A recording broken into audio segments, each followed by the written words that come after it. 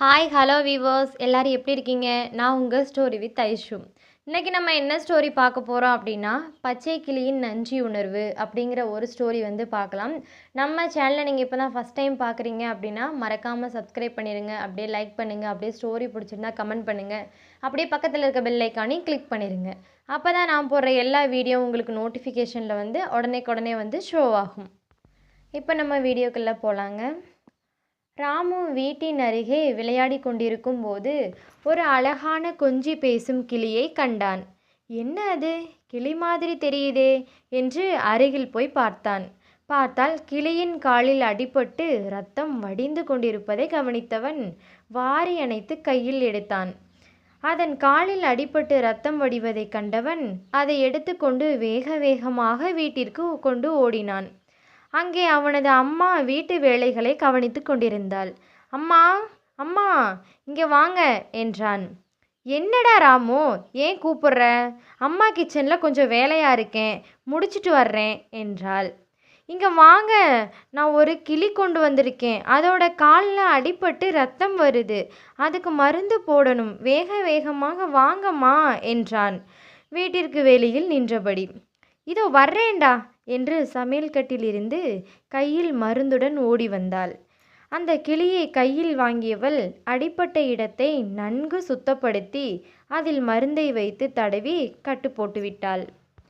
அதற்கு ஒரு கூடு தயார் செய்து கொடுத்து இந்த கிளியை அதில் விட்டு பத்திரமாக பார்த்துக்கொள் என்றாள்.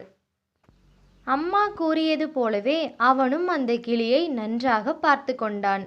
நம்ம வீடியோக்கு இடையில ஒரு சின்ன இன்ஃபர்மேஷனுங்க. அது என்ன அப்படின்னா, this video sponsored by Bymode shopping app. Bymode e-shopping application is one of the online shopping app now available on Play Store and App Store. பைமோட் e-shopping. இந்த ஆப்போட லிங்க் டிஸ்கிரிப்ஷனில் கீழே கொடுத்துருக்கேன், செக் பண்ணி பார்த்துக்கோங்க. இந்த ஆப் ப்ளே ஸ்டோர்லேயும் அவைலபிளாக இருக்குங்க, நீங்கள் வேணால் அதுலேயும் செக் பண்ணி பார்த்துக்கலாம். இந்த ஆப்பில் நம்ம வீட்டுக்கு தேவையான பொருட்களை ரொம்ப கம்மியான விலையில் வாங்கிக்கலாம். உங்கள் வீட்டுக்கு தேவை அப்படின்னா நீங்கள் இதில் வாங்கிக்கலாம். அந்த கிளிக்கு உணவளிப்பது, அதனுடன் கொஞ்சி விளையாடுவது என அவனுடைய முழு நேரத்தையும் அதனுடனே செலவிட்டான்.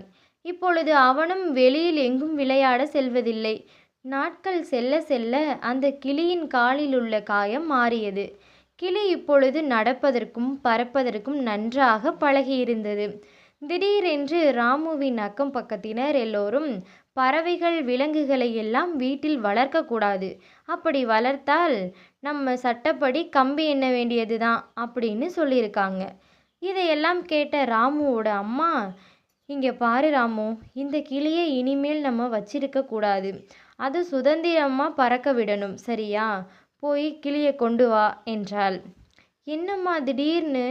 அந்த கிளி நம்ம கூடவே இருக்கட்டும், நம்ம பார்த்துக்குவோம், வெளியில் விட்டால் யார் அதுக்கு சாப்பாடு கொடுக்கறது என்றான் பாவமாக. அப்படி இல்லை ராமு, இப்போ நீ இருக்கல்ல, உன்னை யாராவது இப்படி அடைச்சி வச்சா உனக்கு எப்படி இருக்கும்? வெளியில் போகணும்னு தோணுமில்ல, அந்த மாதிரி தான் அந்த கிளியும் எதிர்பார்க்கும். அதுக்கு பேச தெரியாதில்ல, அதனால் அது வெளியில் பறக்க விடுறது தான் நல்லது என்றாள். சரிம்மா என்று சோகத்துடன் அந்த கிளியின் கூண்டை திறந்து விட்டான் ராமு. அந்த கிளியும் அவர்கள் இருவருக்கும் நன்றி சொல்லிவிட்டு பறப்பது போல் சுதந்திரமாகவும் சந்தோஷமாகவும் பறந்துவிட்டது. ராமுவிற்கு அந்த கிளியின் ஞாபகமாகவே இருந்தது. ஏனென்றால் ஒவ்வொரு நாளும் அவன் அதிக நேரத்தை அந்த கிளியுடனே செலவிட்டான். அது இல்லை என்றாலும் அவனுடன் இருப்பது போன்ற உணர்வு அவனுக்குள்ளேயே இருந்தது. சிறிது நாட்களுக்கு பிறகு அந்த கிளி மீண்டும் அவனை தேடி வந்தது. ராமுவிற்கு ஒரே சந்தோஷம். அம்மா அம்மா இங்கே வாம்மா, இங்கே பாரேன், நம்ம வளர்த்தோல்ல அந்த கிளி, அது என்ன பார்க்க வந்திருக்கு அப்படின்னு சொல்லி அவங்க அம்மா கிட்ட சந்தோஷமாக சொல்கிறான்.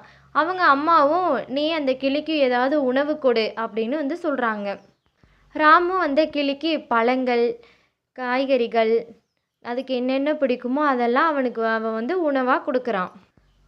ஒவ்வொரு நாளும் ராமு தூங்கும்போது காலையில் அதிகாலையில் 6 மணிக்கு அந்த கிளி தான் எப்போவுமே அவனை எழுப்புமா சத்தம் போட்டு. திரும்ப ஈவினிங்கும் பார்த்தீங்க, தூங்கும்போது கரெக்டாக அந்த கிளி அவங்க வீட்டு பக்கத்தில் இருக்க மரத்தில் ஒரு பெரிய கூடாக கட்டி அங்கேயே தங்க ஆரம்பிச்சிருச்சு. ஒவ்வொரு நாளும் அந்த கிளி அவனை எழுப்புறதும், அவன் தூங்கும்போது குட் நைட் சொல்கிற மாதிரியாகவும் அவன்கிட்ட சொல்லிட்டு அதோட கூட்டுக்கு போயிருமாமா. ராமுக்கு என்ன தோணுது அப்படின்னா, நம்ம இந்நேரம் இந்த கிளி வந்து நம்மளை மறந்துருக்கும் அப்படின்னு நினச்சோம். ஆனால் வந்து அந்த கிளி நம்மளை மறக்கலை அப்படின்னு நினச்சிக்கிட்டு ரொம்ப ஹாப்பியாக இருக்கேன். ஏன்னா இப்போ அந்த கிளி வந்து அவன் கூடயே பக்கத்துலேயே இருக்கு இல்லையா? அதனால அவனுக்கு அவ்வளோ ஒரு சந்தோஷம். அந்த கிளிக்கு கூட பாருங்க, என்ன ஒரு நன்றி உணர்ச்சி. ஒரு நமக்கு அடிபட்டு இருக்கும்போது, அவங்க நம்மள நல்ல விதமா பார்த்துக்கிட்டாங்க இல்லையா? அதுக்கு வந்து அது ஒரு நன்றி கடன் மாதிரி, அது மறந்துட்டு போகாம, திரும்ப அவன வந்து ரொம்ப நாள் கழிச்சு வந்து பாக்குதுன்னா பார்த்துக்கோங்களேன். நம்ம ஸ்டோரி உங்களுக்கு பிடிச்சிருந்துச்சுன்னா, மறக்காம நம்ம சேனல சப்ஸ்கிரைப் பண்ணிருங்க. அப்படியே லைக் பண்ணுங்க, அப்படியே கமெண்ட் பண்ணிருங்க, அப்படியே பக்கத்துல இருக்க பெல் ஐக்கானையும் கிளிக் பண்ணிருங்க. அப்பதான் நான் போடுற எல்லா வீடியோ உங்களுக்கு நோட்டிஃபிகேஷன்ல வந்து உடனேக்குடனே வந்து ஷோ ஆகும். இதே மாரி என்னோட சேனல்ல நெறைய ஸ்டோரி வந்து போட்டிருக்கேன். நீங்க வேணும்னா என்னோட சேனலுக்குள்ள உள்ள போய் பார்த்துக்கலாம்.